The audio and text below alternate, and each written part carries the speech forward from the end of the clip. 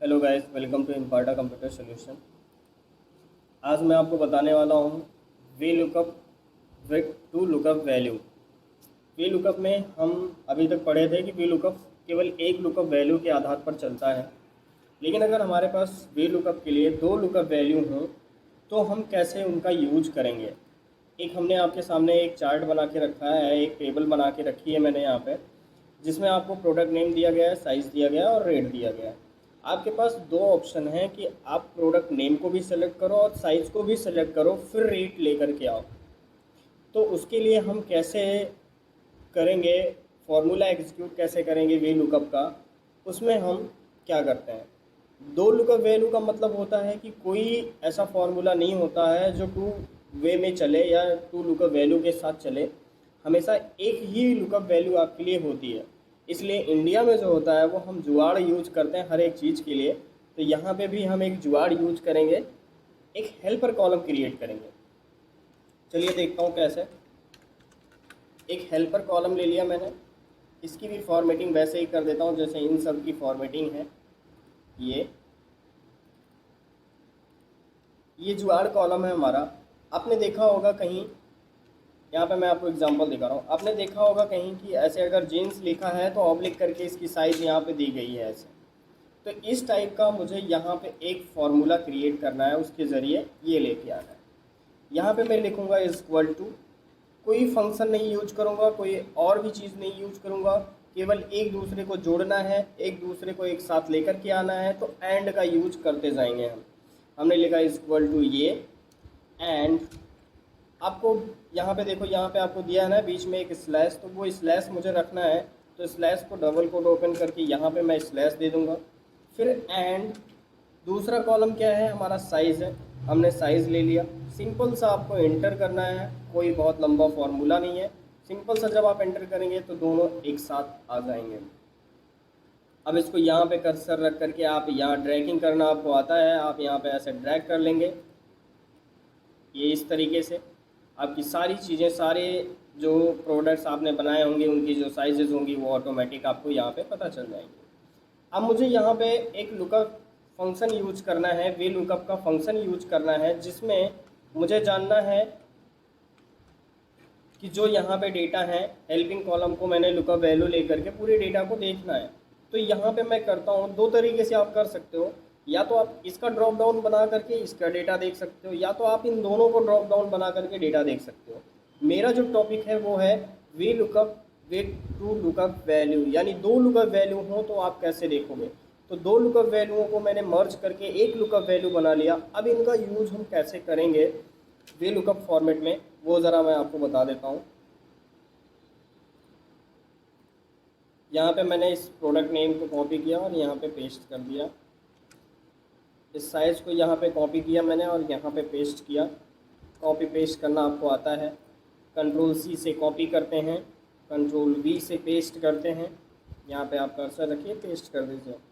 ये आपके लिए हो जाएगा प्रोडक्ट नेम सेलेक्ट करने के लिए, ये आपके लिए साइज़ हो जाएगा। यहाँ पे मुझे करना क्या है, यहाँ पे मुझे रेट का फॉर्मूला एग्जीक्यूट करना है। तो उसके लिए आप यूज करेंगे V lookup equal to V lookup. अब आपको पता है जब आप वी लुकअप यूज करेंगे तो वी लुकअप आपसे मांगता है लुकअप वैल्यू। तो लुकअप वैल्यू कहाँ है आपका, लुकअप वैल्यू यहाँ दो हैं। तो क्या करेंगे, जो हेल्पर कॉलम में हमने कर्सर जो फॉर्मूला एग्जीक्यूट किया था वही सेम फॉर्मूला यहाँ पे भी हम एग्जीक्यूट करेंगे। First of product name and double quote open कर कर्ली ब्रैकेट ये, फिर कॉमा, फिर एंड, सॉरी कॉमा नहीं एंड का यूज करेंगे। फिर उसके बाद साइज़, और ये है आपकी लुकअप वैल्यू। आपने यहाँ हेल्पर कॉलम में, आपने यहाँ पे हेल्पर कॉलम में यही सेम फॉर्मूला एग्जीक्यूट किया है, इसलिए मैंने यहाँ पे यही सेम चीज़ें एग्जीक्यूट कर दी। फिर उसके बाद आपको करना क्या है, ये मांगेगा आपसे टेबल रे। तो अधिकतर क्या करते हैं लोग कि प्रोडक्ट रेट्स, प्रोडक्ट नेम से कॉलम को सेलेक्ट करते हैं या टेबल को सेलेक्ट करते हैं, लेकिन मुझे करना क्या है, यहाँ से सेलेक्ट करना है। ये पूरा टेबल आपको सेलेक्ट करना है, ठीक है। फिर आपको देना है कॉमा। अब ये कॉलम नंबर पूछेगा, तो आपको पता है 1 2 3 4, यानी जो आपका रेट का फॉर्मूला है वो किस कॉलम नंबर पे है, 4 पे।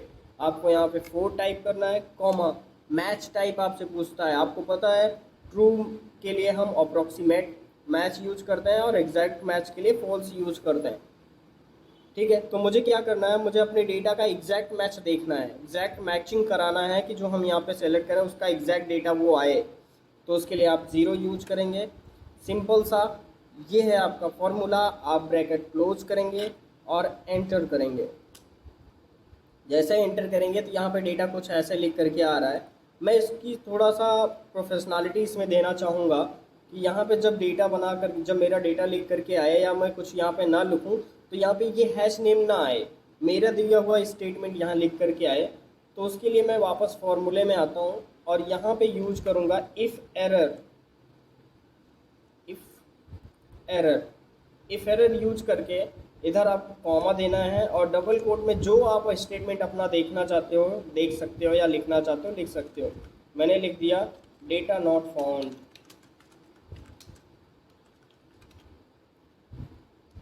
ब्रैकेट क्लोज करके एंटर कर दिया। अभी देखो आपको यहाँ पे दिख रहा है डेटा नॉट फाउंड। जब आप यहाँ पे डेटा फिल करोगे तो ये डेटा यहाँ पे आपको जनरेट हो जाएगा। मैं यहाँ पे ज़रा नाम टाइप करता हूँ, जीन्स दे देता हूँ और यहाँ पे उसकी साइज़ M कर देता हूँ और एंटर करता हूँ। तो देखो यहाँ पे लिख करके नहीं आया। क्यों नहीं लिख करके आया? मैंने यहाँ पे जीन्स टाइप किया लेकिन फिर डेटा यहाँ पे नहीं आ रहा है। यही मैंने अभी आपको बताया कि यहाँ पे मैंने जीन्स टाइप किया, डेटा नहीं आ रहा है। अब आप चेक कर सकते हो कि जो आपका डेटा है, जबकि आपने यहाँ पे जीन्स की स्पेलिंग जो दी है यहाँ पे दी है सब सही है, लेकिन गलत क्या है इसमें, आपने यहाँ पे एक स्पेस दे करके रखा है। इस वजह से यहाँ पे उसका डेटा नहीं आया, उसका रेट नहीं आया। अगर आप ये किसी भी फॉर्मूले में अगर VLOOKUP का फॉर्मूला यूज कर रहे हो, आपने अपने डेटा में कहीं स्पेस दिया है और फॉर्मूले में स्पेस का यूज़ नहीं कर रहे हैं तो वो रिज़ल्ट नहीं दिखाएगा। या तो आप फॉर्मूले में स्पेस का यूज करिए, मैंने यहाँ स्पेस का यूज किया, मुझे रिज़ल्ट दिखने लगा। अगर या तो आप यहाँ पे स्पेस हटा दीजिए, या तो आप यहाँ का जो स्पेस है वो स्पेस रिमूव कर दीजिए, क्योंकि स्पेस जब होता है तो वो एक कैरेक्टर को काउंट करता है। ये है आपका पूरा डेटा। अब आप यहाँ पे कुछ भी टाइप करेंगे, आपने शर्ट दे दिया, शर्ट की M साइज़ का रेट आ गया। आपने यहाँ पे टी शर्ट दे दिया, आपने टी शर्ट दिया, टी शर्ट M साइज़ का नहीं है आपके टेबल में, यहाँ पे आपको टाइप करना होगा, इसलिए डेटा आपको दिखा रहा है यहाँ पे डेटा नॉट फाउंड। यहाँ आपने एक्सेल टाइप करके एंटर कर दिया, तब भी अब देखो आपने यहाँ पे भी स्पेस दिया होगा या यहाँ पे भी स्पेस दिया होगा या एक्सेल में भी स्पेस, कहीं ना कहीं आपने स्पेस ऐसा दिया है जिसकी वजह से ये चीज़ें आ रही हैं। आप यहाँ पे डबल एक्सेल करके देखते हो तब भी ऐसा डेटा आ रहा है, ठीक है ना।